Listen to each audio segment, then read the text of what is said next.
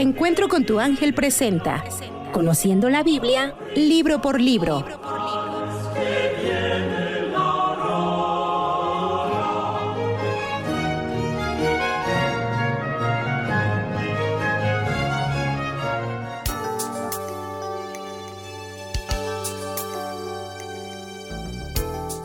Primera de Crónicas.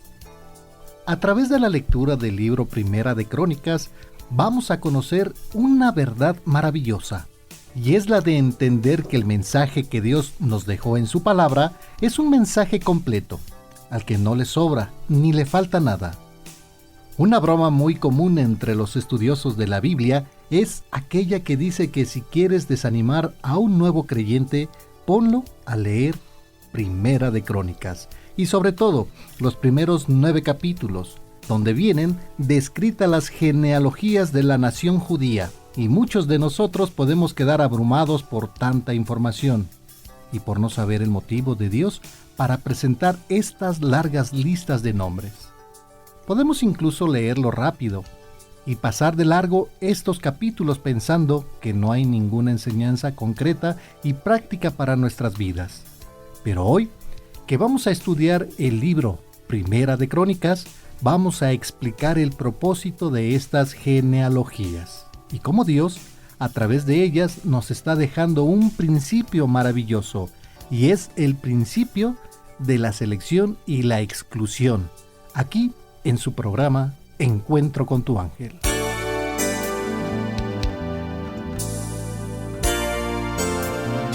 ¿Sabías que cuando nosotros aceptamos a Jesús en nuestro corazón y experimentamos ese precioso milagro de transformación que Dios le llama en la Biblia volver a nacer, entramos a un plan espiritual que no solo es a título personal, sino que también nos va a guiar a un plan para la historia de toda la humanidad? Primera de Crónicas tiene un poco el estilo del Evangelio de Juan, que a diferencia de los evangelios de Mateo, Marcos y Lucas, y que juntos conforman lo que fue la vida y ministerio de Jesús, el de Juan es más selectivo y con un propósito particular. En Juan capítulo 20, versículos 30 y 31 dice: muchas otras señales milagrosas hizo Jesús en presencia de sus discípulos que no están escritas en este libro.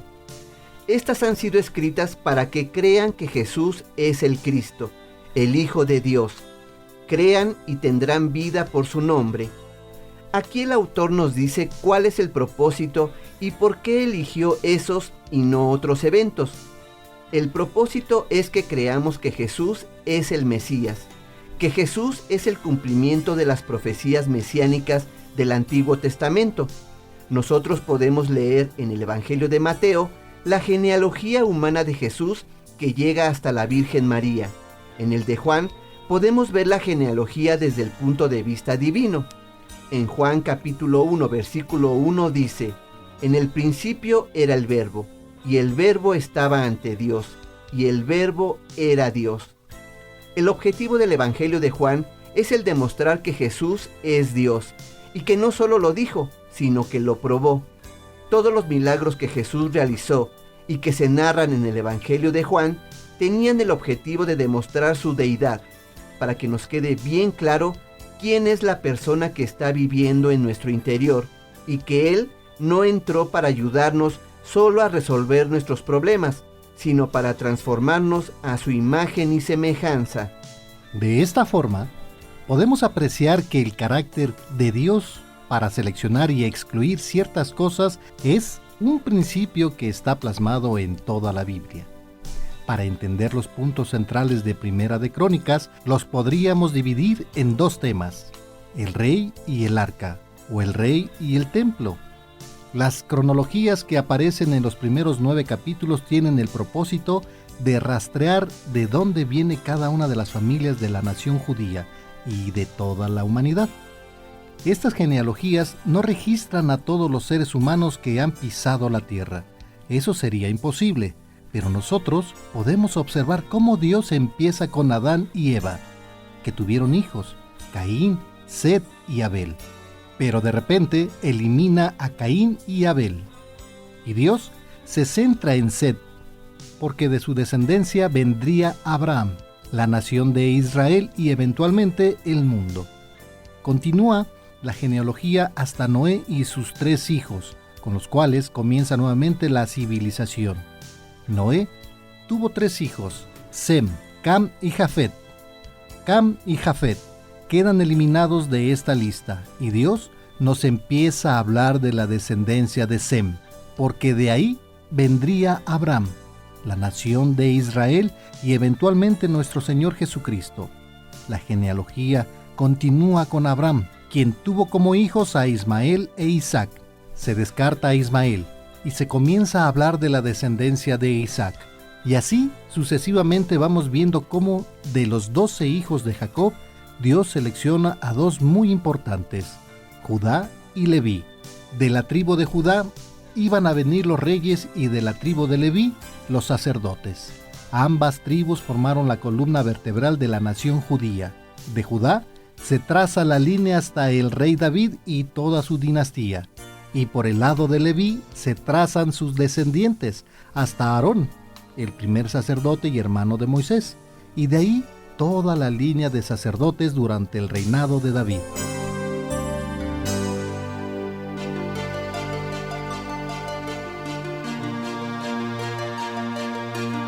¿Sabías que Primera de Crónicas se escribió después del cautiverio de Babilonia, donde la nación judía estuvo 70 años esclavizada y que Dios la trajo nuevamente a su tierra? Se cree que fue Esdras quien escribió Primera de Crónicas con el propósito de dejar claro la línea real para saber quién podía heredar el trono y la familia sacerdotal de la nación judía. Ahora es muy importante entender muy bien el principio de selección y exclusión de Primera de Crónicas. ¿Por qué Dios selecciona a alguien? Por tener un corazón obediente. ¿Por qué Dios excluye a alguien? Por tener un corazón desobediente.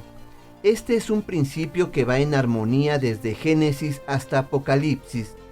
¿En qué momento Dios va a usar a alguien? ¿En qué momento Dios lo va a capacitar para una obra? ¿Cuándo lo va a bendecir? Cuando en el fondo de su corazón ha tomado la decisión de obedecerlo. Pero si tú sigues en el trono de tu vida, tomando tus decisiones, pecando, mintiendo, con resentimientos, codicias, vicios, sin importarte la vida santa, no necesariamente tiene que venir una tragedia a tu vida. Simplemente vas a ver que en este principio tú no eres elegido para la vida de bendición, una vida prominente en la cual Dios pueda usarte para seguir construyendo el plan para salvar al hombre, que Dios pueda utilizarte como el instrumento para que otros se conviertan. Primero obviamente para que tú te conviertas y luego para que lleves a otros a los pies de Cristo. El primer acto en el cual uno se salva es un acto de obediencia. En Apocalipsis capítulo 3 versículo 20, Jesús dice: «Mira que estoy a la puerta y llamo. Si uno escucha mi voz y me abre, entraré en su casa y comeré con él y él conmigo».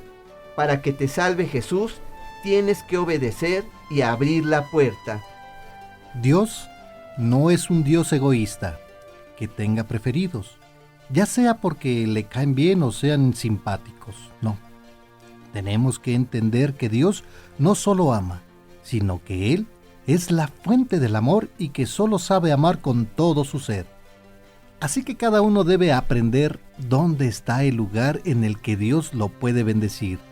Y vamos a descubrir que no es ningún misterio, ni ninguna cosa oculta, donde alguien puede ser iluminado.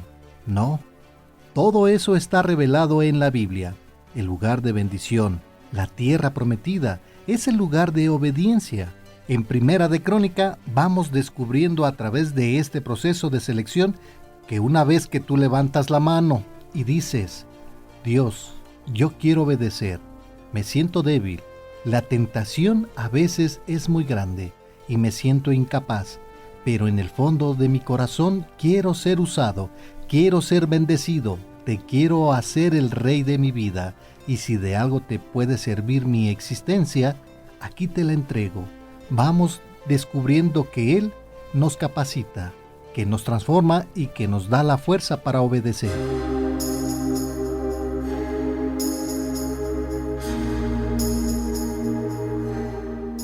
¿Sabías que la vida espiritual no es del más rápido, ni del más astuto, ni del más capacitado, sino de aquel que se sabe necesitado de Dios?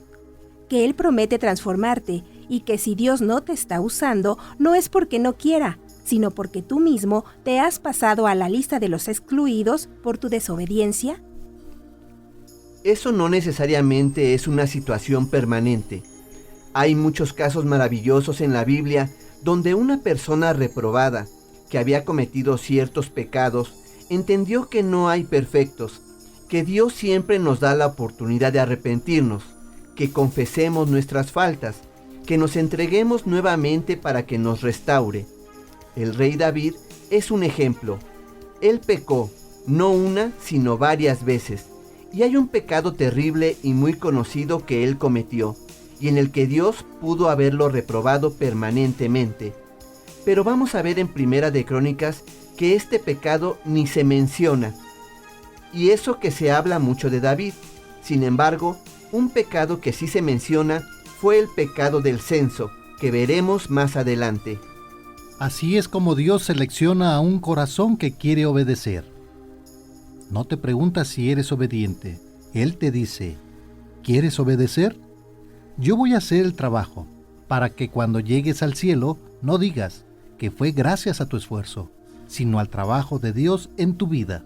Así, vamos descubriendo que las limitaciones humanas desaparecen, que Dios nos va transformando, nos va capacitando, nos va equipando para cumplir con ese plan de salvación que Él tiene pensado y en el que nos quiere incluir.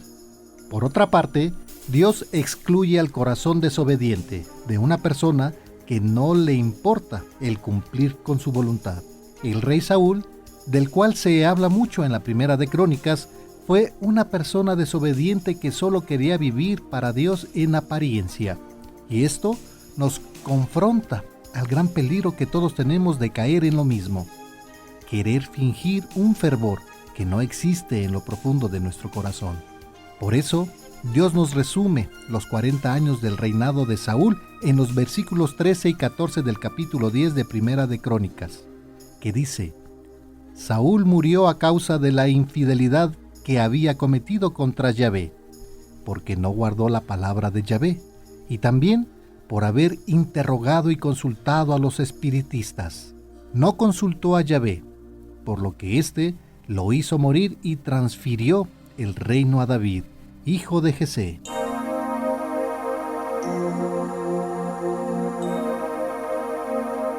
¿Sabías que el rey David, que fue ungido por Dios, es un gran ejemplo de Jesucristo? Y que el reino que Dios logró constituir a través de él también es un ejemplo del reinado que Dios quiere construir en nosotros mismos. Primera de Crónicas nos narra la forma en la que David llegó a ser rey, los primeros actos importantes que realizó en Jerusalén y la decisión de llevar el arca a este lugar y constituirla como el centro de la actividad social de la nación, para que todos los habitantes tuvieran los beneficios que David había experimentado al tener a Dios como el centro de su vida. Aquí se narra ese pasaje muy conocido donde están transportando el arca del pacto, y en un camino con baches, el arca parece que se va a caer, y un amigo de David, Uz, trata de sostenerla, y en ese momento Dios lo mata con un rayo.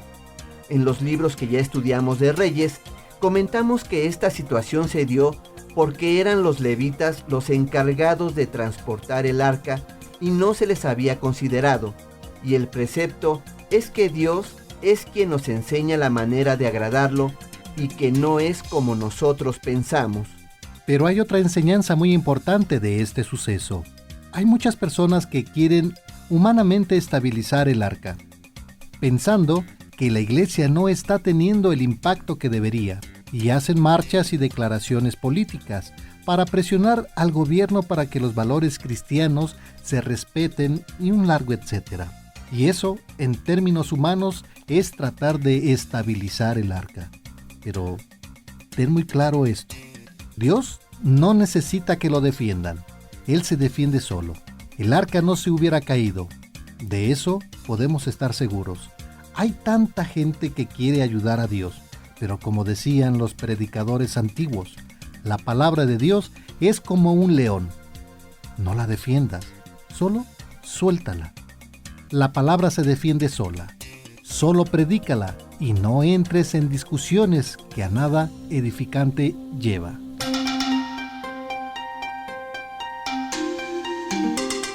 ¿Sabías que Primera de Crónicas nos va enseñando que la obediencia siempre está ligada a la palabra de Dios? Que nosotros nunca sabremos si somos obedientes y que esto nos selecciona si nuestra relación con la palabra de Dios es superficial. Que nosotros sabremos si somos obedientes en la medida en la que la palabra está siendo una influencia diaria en nuestro comportamiento y en nuestras actitudes y en nuestra sabiduría. Que si nosotros tenemos una lectura diaria de la Biblia, nos vamos a dar cuenta si somos obedientes o no, que nuestra vida y la palabra tienen una relación que no se puede disolver si eres un genuino creyente. David, al llevar el arca a Jerusalén, quería mostrar que él, ahora como rey, estaba constituyendo a Dios como el rey de la nación, y David quería que el arca estuviera en la capital del país. De igual forma como Dios quiere que en nuestra capital, en nuestro corazón, ahí donde se toman las decisiones que gobiernan nuestro reino, ahí es donde cada uno de nosotros voluntariamente debemos llevar el arca. En 1 de Corintios capítulo 6 versículos 19 y 20, vemos este concepto aplicado a nuestras vidas y dice: ¿no saben que su cuerpo es templo del Espíritu Santo que han recibido de Dios y que está en ustedes? Ya no se pertenecen a sí mismos. Ustedes han sido comprados a un precio alto. Procuren, pues, que sus cuerpos sirvan a la gloria de Dios. En los capítulos del 18 al 20 de Primera de Crónicas se narran las victorias del rey David. El capítulo 21 es un episodio oscuro en el que David comete el pecado del censo que afectó a la nación, al hacerles pensar que era importante saber cuántos eran. ¿Y cuántas veces nosotros nos vamos con la ilusión de los números y evaluamos nuestro éxito al ver cómo hemos crecido en tal o cual grupo? Pero debemos ubicarnos. Dios nunca ha hecho su trabajo con grandes números. Jesús se buscó a 12. No armó un ejército, y Dios a lo largo de la Biblia nos ha dejado muchos ejemplos de que a Él no le interesan las multitudes, sino un corazón confiado en Él. ¿Y cuántas veces no nos ha pasado que mientras contamos con recursos propios no confiamos en Dios? Hasta que empezamos a ver cómo ante las adversidades que Dios trae, nuestros recursos no sirven, y que es cuando acudimos a Él. Mientras más rápido aprendas a depender de Él, más rápido verás su trabajo en tu vida. Pero si todavía confías en tu habilidad, en tu inteligencia o en tu dinero, entonces Dios tendrá que esperar un rato más para mostrarte los grandes milagros que tiene para ti. ¿Sabías que Salomón y David representan a Jesucristo? Uno como el rey de los ejércitos que vence las batallas y el otro como el rey de paz que hace que nuestra vida pueda ser gobernada en armonía. Al final del libro se narran todos aquellos preparativos maravillosos que David hace para construir el templo de Dios. El libro termina cuando Dios le dice a David que él no podría construir el templo porque era un hombre de guerra que había derramado mucha sangre, que el templo lo construiría su hijo Salomón, que sería un rey de paz. En Primera de Crónicas descubrimos que Dios tiene un principio de exclusión y de selección, pero que Dios no hace ese proceso arbitrariamente, sino que cada uno de nosotros, en nuestra voluntad y en nuestra libertad, decidimos en qué grupo nos ubicamos. Dios nos da la libertad para hacer de nuestro reino lo que nosotros queramos, y Él nos deja bien claro que si decidimos ser seleccionados es por tener una vida de obediencia, o excluidos con una vida que sigue nuestros propios caminos. Con este breve recorrido por Primera de Crónicas, descubrimos que la vida de obediencia está íntimamente ligada con la Biblia, porque no podemos conocer si nuestro corazón tiene la actitud obediente a Dios, si no conocemos si nos acercamos a sus mandamientos. La tierra de bendición está abierta y cualquier día te puedes pasar de un grupo a otro, ya sea al de la bendición o al de la exclusión. Piensa en la eternidad. Piensa en esa selección. No pierdas la oportunidad. No importa tu edad, ni el momento de tu vida en el que te encuentres. Nunca es tarde para conscientemente llevar el arca de Dios a tu corazón, para construirle el templo donde debe estar la verdadera adoración, como vamos a ver en Segunda de Crónicas, que próximamente estudiaremos aquí, en su programa Encuentro con tu ángel.